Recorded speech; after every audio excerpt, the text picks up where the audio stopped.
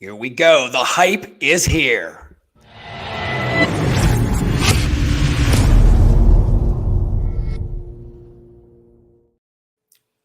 Woo! Day 2 of the Staffing World Tailgate. I'm here with my sidekick and co-host today. Ashley is in the house.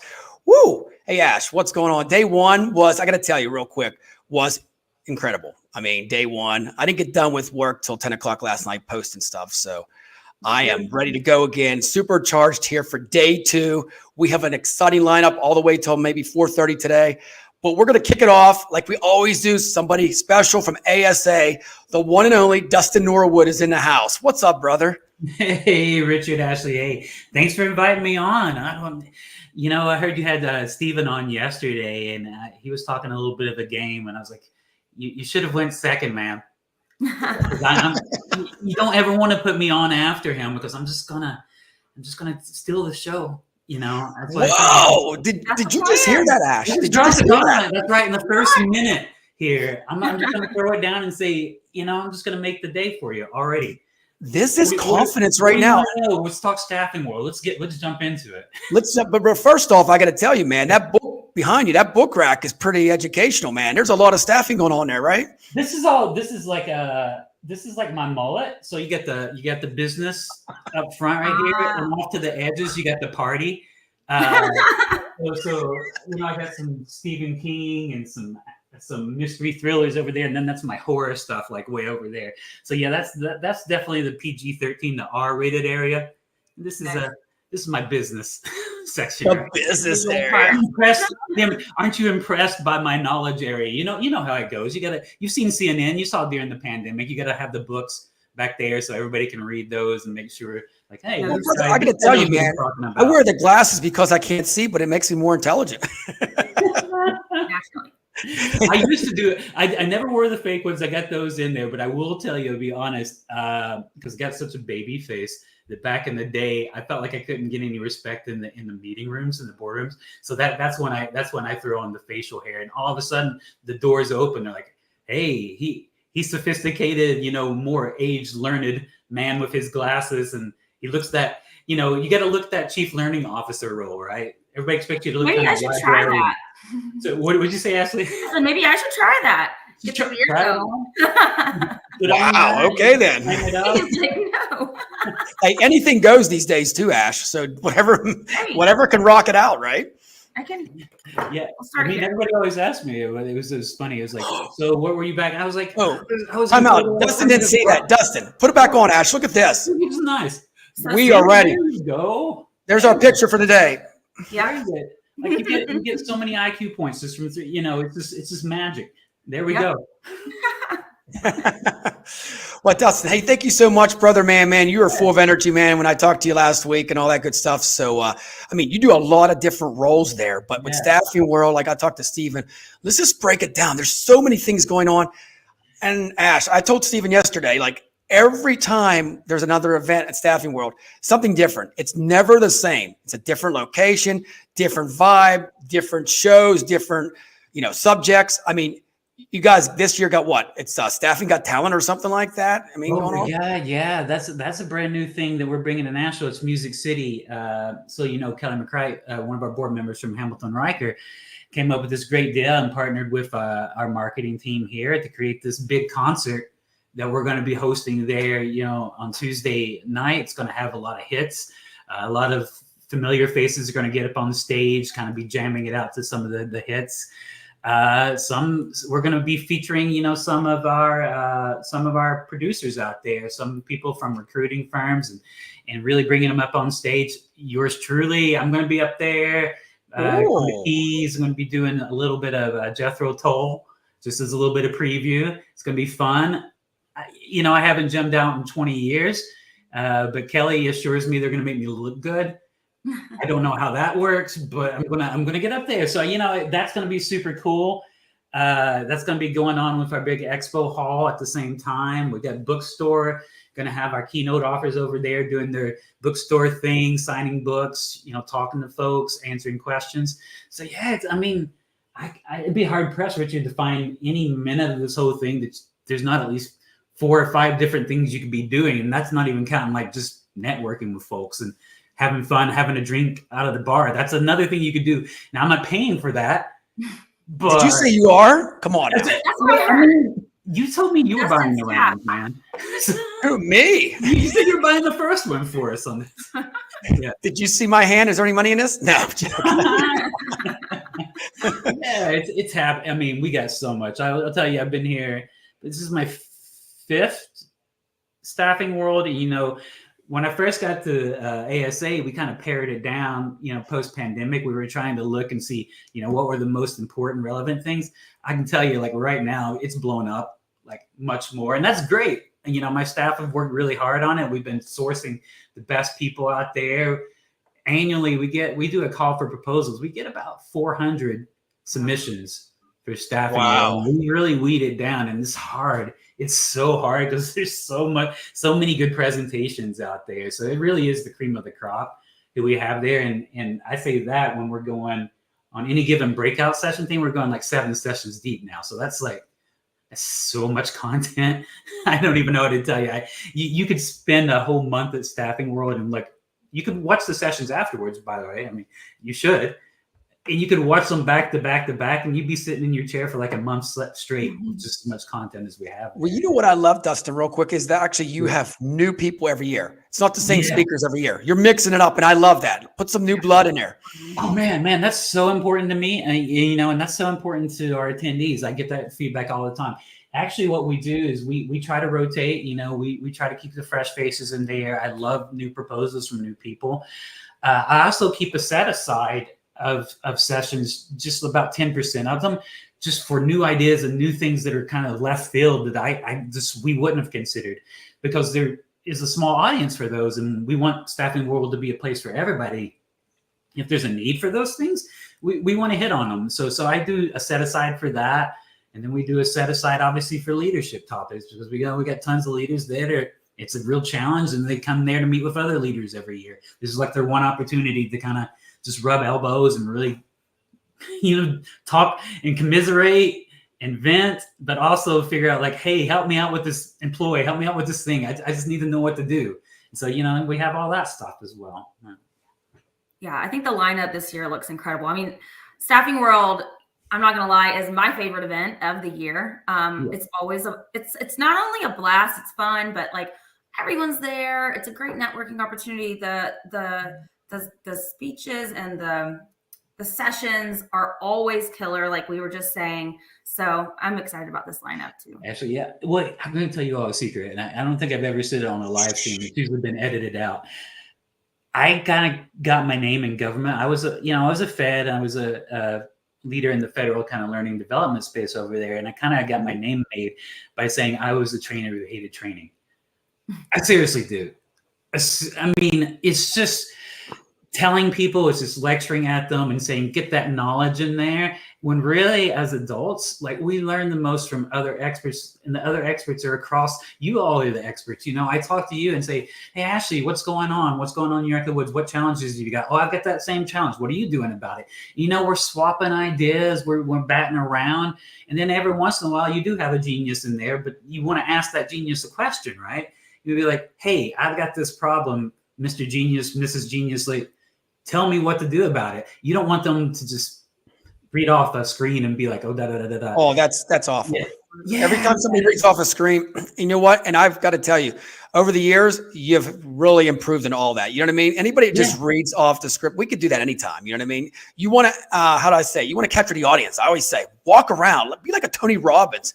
Bring the crowd to life. Right. Really talk to them and get in there. You know, another thing we looked at it too, and you know, it's a differentiation strategy to put it out there, is we took a lot, and I worked in associations, government space. We have a lot of panels, and I love panels. Expert panels are wonderful, and I want to have them. We have a closing panel this year that's really going to highlight the best of Staffing World to make sure everybody, anything you missed at Staffing World, the panel is going to help you kind of identify that. Right before our closing keynoter, Debbie Peterson, but going back to that panel question, the problem I have with panels a lot of times is, like, I hope, pardon my French, a lot of people like to get on the panels and shoot the shit, right? And that's what they do, and that's wonderful. But I'd rather them get a drink and do that.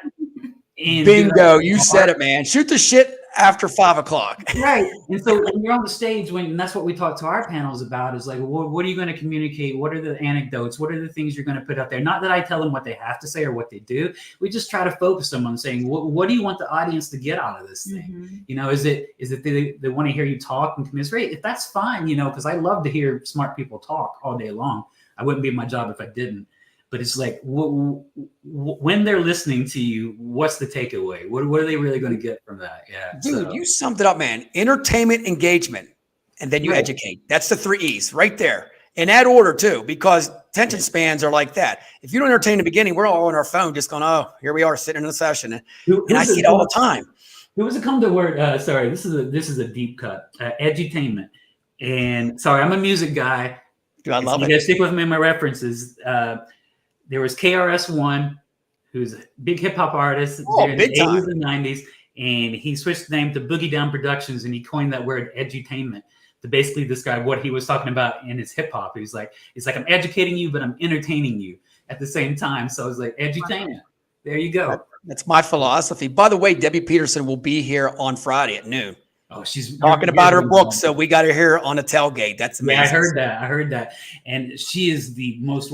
I was talking because Debbie ran a focus group for us last week, and honestly, keynoters, I love keynoters I work with, and generally do not do that. They don't volunteer their time to meet with our audience and like ask them questions. She asked them questions about their career goals, and they were really honest because we sat in and watched the videos. It was really kind of a heartfelt session. They were really putting it out there, and she was asking them questions about what they wanted to achieve and everything. So, I mean, she's the real deal, guys. I love keynoters and they're inspiring, and I love meeting them. It's cool to say I met Magic Johnson, but when I meet one that really I can tell wants people to succeed in our audience, Debbie's one of those. She really wants to make an impact. So. And I'm sure after her speech, she's going to mingle in the crowd. That's what I like. Give 45 minutes to the audience. Just sit down and just chat with them. And then the crowd will come around you and learn from you while you're sitting there in the audience. That's what I love about stuff like that. Oh, yeah. And any of these will. I mean, they're both Peter Diamandis and Erica Dewan are going to be in our bookstore. So people will get a chance to, talk with them, answer any questions. They'll be happy to sign as well. We have some books on site as well. They're really great people. As well, very calm. I would tell you, probably won't tell you on a live stream, but if you all want to hit me after and ask me which keynoters are not fun to work with, I've got a list. Oh, no, time out. This is the tailgate. We want to hear it now, right, Ash? Let's go. No, wait. I can tell you, for the most part, athletes above and beyond are a pleasure to work with. I've never met an athlete. It's usually some of the business tycoon or those type of people that are 50-50. I won't name any names, but there have been a few that I won't work with ever again. But so I could ask you about Coach K. I will say this: have our regulars on certain TV networks and stations that look very nice and look very pleasant, but they treat people very differently behind the scenes. And that's why. You guys know why? Because they're up here, they think. And I always say that you should never talk down to people, but you know how it is. Sometimes it goes through your head. I could ask you real quick about Coach K. Oh, you got to meet him? Coach K seems like the most real deal dude ever, man. Coach K is extremely real. And he how he was on stage is exactly how he is backstage. He's very unassuming, kind of low key, he's not raising his voice, and he's got a, perpetual grin on his face, and he's self-effacing, he's not all about that. He'll be the first to admit he didn't know a lot of stuff. And, here's a backstage tip about Coach K. He just recently retired. So this is kind of a new career step for him. And we knew that kind of coming into it. So what we were talking about backstage is he's workshopping his material. So he's like, I'm thinking I'm going to talk about this. And I talk about this in my college course. Do you think people at Staffing World would be interested in this? And I was like, oh, no, coach, And so he was getting our advice. He's like, do you think he's trying to learn his stuff, his new craft as well, because he was a coach for the longest time. And now he's a lecturer at college. He teaches at Duke. He's getting out there on the scene. We always talk about people once they retire, they either go the media route if they want to remain there. They go a speaking, author, sort of teaching route. And he chose that route, and he's working on it. So really cool guy, though. Really cool. Yeah. So what goes in behind the scenes on this? So Dustin, let's break it down. So how do you find these speakers like every year? I mean, what's the search with you and your team and everybody else? I mean, you just don't, I mean, do you make phone calls? I mean, how does it come up where you have like a top 10 and you're like just whoever calls? I mean, how do you do this? So I'm already starting right now for Staffing World next year. So I talked to a lot of talent agents. That's my first step, usually a lot of speaking bureaus. I try to figure out who's hot on the scene, who's going to be upcoming, who's releasing books in the next year. Try to just do my market research and figure out, generally who might be hot. They give me dossiers of speakers, obviously, that I run through. They know who our audience is at this point. So I rely on their expertise a lot of times to say me who might be. But I also know that we have a particular strategy. Our strategy is to have a headliner that is a brand name, somebody who's out in the media all the time, and somebody who we would instantly know. So we had Magic, Coach K, Peter this year, and we're looking ahead. I don't want to tip any hats, but I've got. Come on, right now, breaking news on. I've been talking to Peyton Manning's people. I've been talking to Katie Ledecky's people. I've been talking Damon John, who's somebody we've been trying to get for a little bit. Another shark on the Shark Tank. Oh, the shark versus the shark. That'd be great. And then I had a lead for a while, but he's blown up too big, and we joke about it internally now on Ryan Reynolds, Mr. Deadpool himself, who used to have a very reasonable fee, but has since gone to about the $500,000 range, which is way out of my range. And so we will not be having Deadpool. There's your breaking news. Staffing World 2025 will not have Deadpool. There it is, breaking news. Wow. Probably not Wolverine either. Neither of them. Sorry, try. So I got to ask you, Dustin, if me and Ashley can find you the person you want, do we get like a finder's fee, like 10%? Sure. Fair enough. Find me one of them. But, going back to that, Richard, it's really, once I get past that page, I develop a short list. I take it out to the stakeholders. We round around that. And then I start the negotiations phase where I say, here's our budget. Here's what we're working with. Here's the dates. Sometimes with the bigger names, not for Staffing World, for example, we got Jim Collins coming for Execuvision, at the end of in February next year, beginning of February. And with Jim Collins, like people like him, like the price of admission is like Jim Collins could have a job every day of the week if he wants it. So obviously you have to write a package, you have to put it together, you have to submit. Like, why should Jim Collins want to come speak to you? Why should he want to work with you? So you have to audition a little bit for them. Thankfully, we have pretty warm connections with a lot of people. We've actually helped Jim with some staffing issues in the past. So sometimes the industry connection helps out a little bit. But that's it. I mean, there's no secret sauce to it. It's like sourcing any talent. We need to look what the market is. We need to know who we want. We get a good list of candidates. We're going out there and we're just negotiating, trying to figure out who would take the job and who wants to do it. So, yeah. Man, Ashley, did you know that? I didn't know there's much went into it. Seriously. I had no idea there were that many applicants. I mean, it makes sense, but I mean, that's really incredible. And then figuring out how to sort of make the topics flow together and like reach the audiences that you're trying to. I mean, I can imagine. But and then let's kill it. Yeah, the trends change though. It's interesting because what I'm dealing with right now, and you all might not know, is like a lot of the trends at post-pandemic when a lot of the keynote speakers feel like they didn't need to work, especially celebrity ones don't need to do the speeches as much, is they really want to do the fireside chats. It's the Q&A, it's the panel thing. Like I said, it's easy for them because they don't have to prep a talk or a speech or anything else, but they're commanding the same fees for that. And they're asking for that. So we have to go in negotiations, and our audience typically wants to see a speaker speak.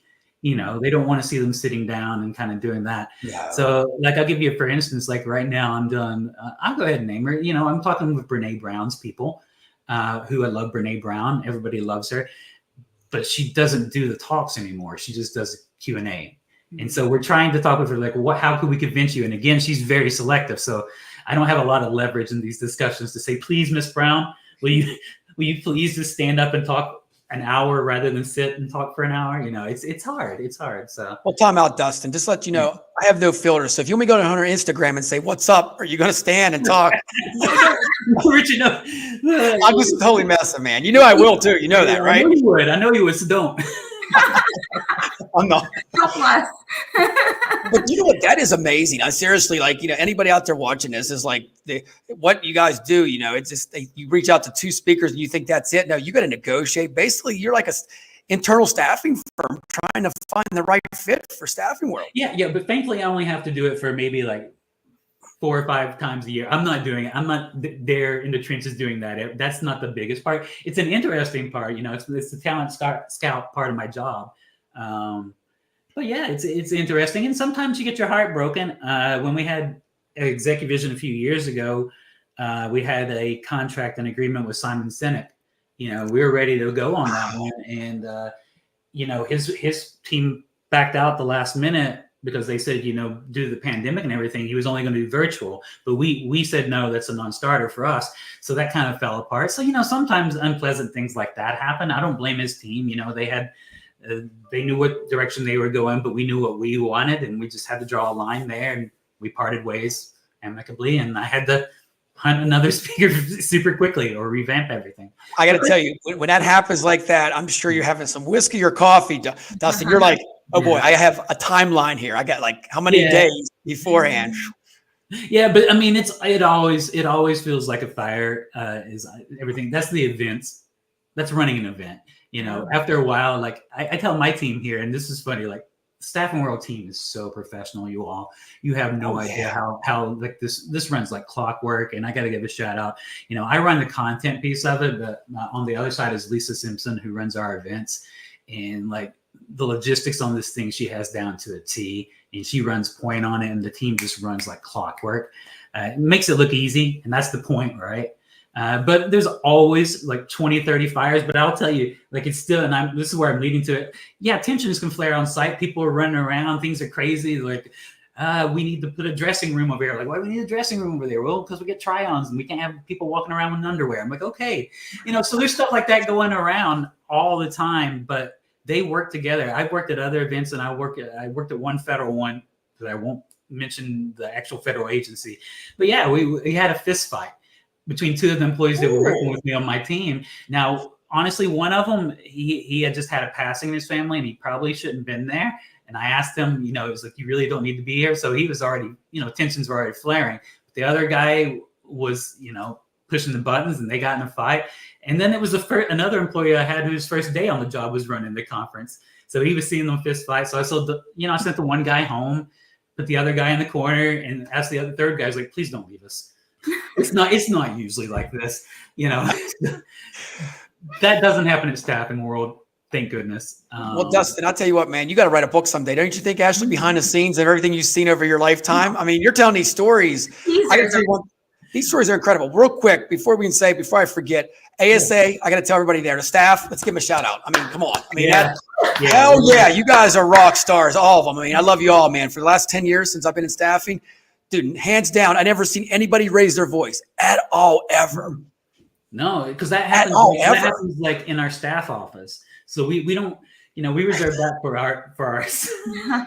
Is that where you have the dartboard at with somebody's picture on it? I'm kidding. Like I can't even recall any time that really happening. Honestly, like it is good. It is total camaraderie there, and it's just running an event. It's the feeling, and that's why I like it. It's that feeling of being live for us too.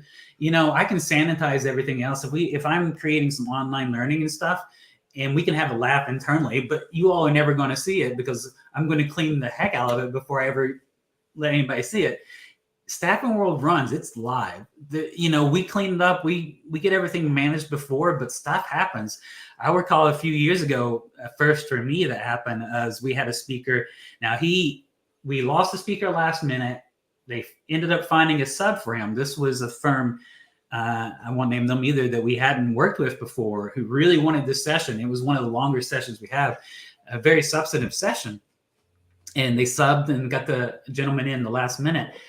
And then, 10 minutes into the session, I see people walking out of it. They're starting to come into these other sessions, and that's never a good sign. One or two people always leave sessions. You should. If you're not getting anything out of a session, you should go to another one. But when I see like tens of 12, dozens of people that coming in and out of, I'm like, what's going on? So I start walking around and come to find out one room's empty. I'm like, what's going on? The speaker was over there. He's like, well, I finished my stuff in about 10 to 15 minutes. And I asked them if they had any questions, and they didn't have any questions. So I just let them go. And I was like, oh, you never do that. It's like, you what? I was like, never did 10 or 15 minutes of content? I was like, that's crazy. Well, you'll love this real quick. When I speak across the country, if somebody gets up and goes to the bathroom, I'm like, where are you going? You leaving? Joking with them. And they're like, oh my God, no, Shark, I'll be back. I'm like, well, okay, I'll put a pause on for 2 minutes. Hurry up, do what you got to do and run back here so you don't miss anything. So that's comical. Cause the bladder infections at conferences. I got it. Okay. Remind me to never walk away from one of your sessions. I don't think anybody has, I don't even walk away from my own. It's like, sure, my. I always tell them it's just like this, always live and unfiltered. I say, you know what? I have a script what we're going to go by, but usually I turn everything off and we're just going to go for what you guys want. And I think that's the best way. When you have a speaker that really wants to get the crowd involved and get questions, do the questions right off the bat. I always say throughout the whole thing, not at the end, because at that point they forgot. Make them interrupt you. That's what you want. Right. Well, and use the questions as fuel for larger. If you're such a subject matter expert, use it for fuel for a larger instruction. Now you know where people want to go. So you can have some frame. That's why I always tell a good presenter, you have your framework. It's like a comedian, right? You workshop your material so you know what plays, what works really well. And so you have your best hits. You're ready to pull from them whenever you need to, because that's what knowledge really is like you can apply it. So if you ask me a question, like if you all ask me learning development questions, I hope after this many years of working in it, I can pull from that bank of knowledge I have and just spit out an answer. If I can't, then I don't know that thing and I just need to learn more. And then you just BS it, right? And I'm just messing with you, man. I can do that too. I'm pretty good at it, but again, that's my bank of skills and knowledge. I'm just like, hey, I know what time out. I thought this was all, so everything you talked about right now is real, right? It's not BS. This is all real now, right? Complete. No, it's all real staffing. The staff part. I see where you're going with that. Hey, see that? Almost took him down the rabbit hole, Ashley. I got to ask you, all joking aside, like Thrive. Give us a little just of Thrive, because that's the kickoff. That's its own, like I call mini conference for the kickoff before Staffing World. Actually, it's its own thing. And I just go into that. Thrive is its own thing. We just put it in conjunction with Staffing World, so it's easier for everybody to attend because we know a lot of people put their travel budgets on this, and so it's a lot easier if we combine it, and we want to provide people that opportunity. But Thrive, when I first came into ASA during pandemic, it was the first thing I saw, because I actually started. I was working part-time for ASA, kind of consulting a little bit before I actually joined full-time, because I had some government stuff I needed to finish up. But they invited me to the first virtual Thrive. And I knew from that point on, like, it was magic because, and here's the real strength. The speakers are buying on some of the best. I'm not gonna, we have women speakers that are the height of the biggest names in that space. But the real magic at Thrive is just the community of Thrive. At every table, there's table conversations. They're helping each other. We have, the clinics to help people with public speaking. Now we have the pop-up shops to help local businesses and do all that. It is a community thing, and really, this is the opportunity to come together and listen to those issues. And the thing I'm very proud of, and certainly been championing it a lot this year. You can tell I'm getting serious now because my tone's changed, because I really believe in this message. Are getting allies there more and more, because we had some men at the tables. It's hard to sit down at a table full of 10 women who are all there talking about women's issues, and maybe you're the odd man out. But from all the men that have been in those rooms, they're like, I learned something. I got a new perspective that I wouldn't have had before. So we're definitely trying to get more men in that space to hear the messages and just understand and start empathizing a little bit more with that. But for the women involved, it's the networking, it's the skills, it's the confidence, it's all those things that we really want to put out there, because, our industry, whether we like it or not, we are skewed. Our leadership in terms of the male leadership and the women producers and stuff like that. But women really, and I hope it's not controversial saying, run our industry. They run it, every day in and out. And so this is the opportunity for them to come together and kind of champion each other, and for the men allies to champion them as well and learn together. So, I can't say no. I've not seen anything like this in other industries. No, there's nothing. There's no other organization, we're going to mention, but you got your allies, that they all love you. Everybody sticks together, but no, the ASA Thrive is something that's created, and it just gets bigger and bigger every year. It's lightning in a bottle is like we like to call it, because you walk in that room and you're engaged. You like such you. It's kind of like I'm not a huge religious guy, but I come from a Southern Baptist background. If you walk into some of those other Southern churches, like you come right in, like, hey, welcome in. You're like, I can't get out of here now. I'm part of this thing, and so it sucks you right in. You're part of that community. It does, and I got to tell you, Dustin, Ashley will be there for Thrive. Oh. Yeah, absolutely. It's my first year somehow. And I'm so actually, you're in for a treat. It's going to be so good. It's going to be so good.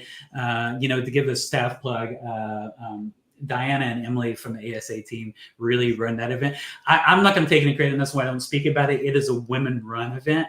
I don't have anything to do with it, honestly, other than give them a pat on the back to say, you guys run an awesome event. And so they really run it, and run it well. Yeah. Oh, it's great. And what's funny is when I get there, like on Tuesday, everybody's so hyped up. Like everybody I know with the Thrive are walking around and giving me fist pumps, and they're just like, they're so already hyped up because of the event beforehand. I'm thinking, wow, this is great. Yeah. I am going to attend. I think next year I'm going to book it. I'm going to show up at Thrive. I think I am. You should. I need to. Yes, I need to experience this. It is, and like I said, it can be disarming.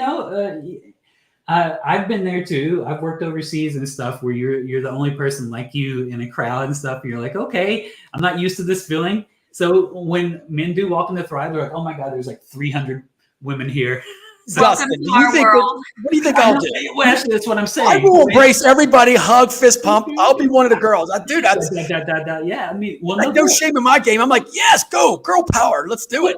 That's what I say. It would be a lot different, Richard, if like say, and it doesn't happen this way. If a man walked into that room and like 300 chairs all said, like lightning bolt. It's not about him, right? No, we're there for each other. So just come.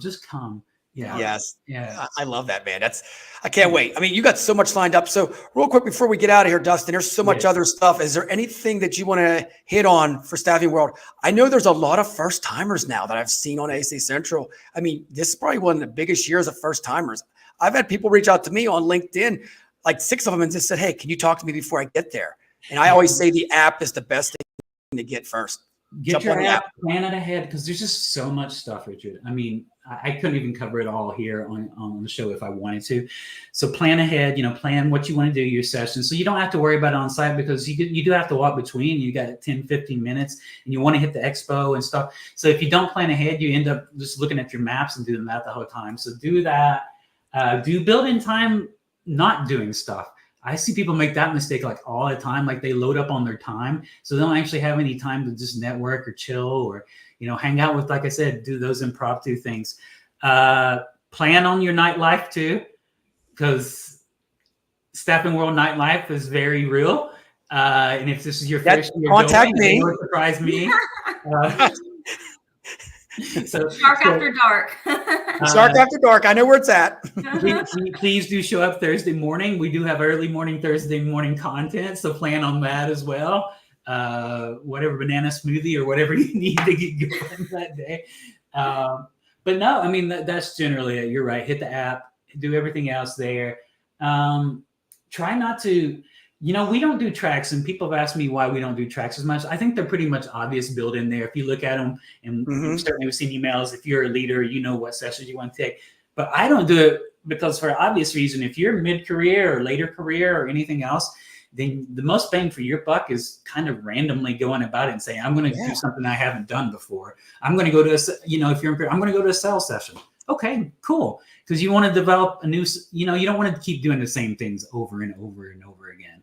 So, my advice, if you're a more seasoned vet, explore some of these new areas. We got stuff on there. We got really cool ones. We got a Lego workshop this year for leadership. It's about serious play. It's about learning project management and management skills through building, and it's cool. If you've not done any of that, then certainly look at that. It would be more, if you're like 10 years into recruiting, it might be better for you to attend that shop then attend a recruiting thing that's happening at that same moment. Obviously, talk to your boss if your boss wants you to see, because I know some people do it that way. We're like, I want you to go to this, that. But if you have the opportunity, really just play around with the agenda and see what you like. Because there's just industrial roundtable session on Thursday. Yes. Everybody should show up there because I'm part of it. So come on, guys, show up and hang out with the Shark. We're gonna have some great content there. Thursday is like really. So we got roundtables, we got workshops, we have the sector specific content as well for you folks that are in healthcare, industrial, and those, and then we have that panel, and then that big Debbie Peterson masterclass, like we said, that she's really gonna. I think she's got a clarity worksheet that we're going to work through so that you have a takeaway with that as well. So Thursday's jam packed. It's a lot. So, hey, you know what? Real quick, Ashley and Dustin, you hit everything. I think you hit healthcare. You hit every sector, and you deep dived into it. Seriously, there's stuff for beginners. There's also stuff for CEOs too. I think this is like you have all spectrums. This is one event. I got to tell you both that you have the person that's just showed up, has only been in staffing for maybe 3 months, to the person that's been in for 30 years. Yeah, in the same room, mingling around. That's what we try to do. We aim to please everyone, and generally speaking, I'm not touting it like our NPS and everything else scores reflects that year after year we're presenting what everybody needs. If we're not, then certainly people tell me, and I listen, and we make sure we get it there the next time. So yeah. I tell you what do you think, Ashley? Man, I tell you what, Dustin, we could talk forever, man. Yeah. I mean, this information is like, wow. Then my staff are watching me on this and be like, man, why doesn't he have to work? Well, you know what? I'm going to invite you back. You have to come back some other times behind the scenes. I want to talk more about the speakers and all that stuff when you're getting close to that. Maybe some breaking news you can throw out here on my platform. I would love that, man. Anytime you hit me up, I'm always glad to tell you what's going on here or out in the industry. So thanks for having me. Ashley, I'm looking forward to seeing you there. I see you there thrive, hopefully. Absolutely, I can't wait. Hope I see you. Stephanie's got talent too. Somebody's got to be there cheering me on. So I need you both there. Oh, I'll be there cheering you on, man. I'll be screaming for you. For sure. But before we go, we got to give a shout out to our sponsor here, Advanced Partners. They put the FUN, fun, in funding. If you need funding, you need to call Advanced Partners. There we go. Okay, Dustin, before we go, it's fun time. So, Ashley, you want to ask him or you want me? I got this. All right. So, Dustin, who is your favorite country music singer? Country music singer. So, all time, Waylon Jennings is my favorite all time. I'm into outlaw country, and I used to play in some bands around those, and I just love those songs and the blend of rock and blues and just being just a little bit appropriately naughty. More so than the Ronnie Millsap and other sort of what I call like the yacht country, which I love too. I grew up on all this Oak Ridge Boys and Statler Brothers and all this stuff my parents used to. So that's Elvira. Giddy up. Can we do it? Giddy up, giddy up. All that. You're gonna perform. All those guys were super clean on the surface, but behind the scenes, they can tell stories. But I'll be honest, like right now, who I love and will listen to any of his albums is Sturgill Simpson. So I just gotta give a plug to him. He's a outlaw country guy now. He's did several independent, and now he released the album this year under his name Johnny Blue Sky because he wanted to kind of just try something smoother. He has this wonderful song on there that I was joking. It's called Scooter Blues. Kind of gives you this Jimmy Buffett feel but he's just talking about riding scooters around the town and not doing a lot of nothing but drinking, and just kind of that's appropriate for the time. Scooting around, just day drinking and being on the beach sounds about right. So, it's like my kind of life right there. Yeah. So good question. And I've been told that I was going to get that question, so I did prep. In all honesty. Man, you cheated. Hey, Ash, he cheated on that one. Question, another one. I give you an obscure country. Let's see. I'm trying to think because I'm thinking about. Okay. Here's something that most people don't know. The country music began because my undergrad's in music. But bear with me, music history and everything. So country music actually began around the 1920s in Fuel, and it was called, honestly, hillbilly music. That was the first title of it, and that's what everybody called it. But it was pioneered by a piano player of all things, who used to play a honky-tonk sort of piano, and he called it hillbilly music. And it was one of the first recording. And so from there, it kind of took off, and then people made fun of it. And then post World War II, something just took off, and it became country music proper, and that's what we have it today. But at its roots, it was hillbilly music. That's what it was called. Hillbilly, honky tonk Dustin Norwood. I like that name right now. Honky tonk Dustin Norwood. Gotta represent Appalachia. You know, Appalachia's strong right now. That's it. West Virginia too, man. You know that. Yeehaw. All right. Thanks, guys. Oh, no, we're not done yet. We got one more thing. You ready for that? On 3, we got to do the yeehaw. You know that. You're not getting away with that. Steven did it, so you got to do it too. Oh, you got it. Ashley, you want to do the countdown? 3, 2, 1. Yeah! Woo! Yes. Hey, Dustin, thank you so much, brother. And I will see you next week, man. All right. We'll catch you there. All right, buddy. Bye. Stay safe. Bye.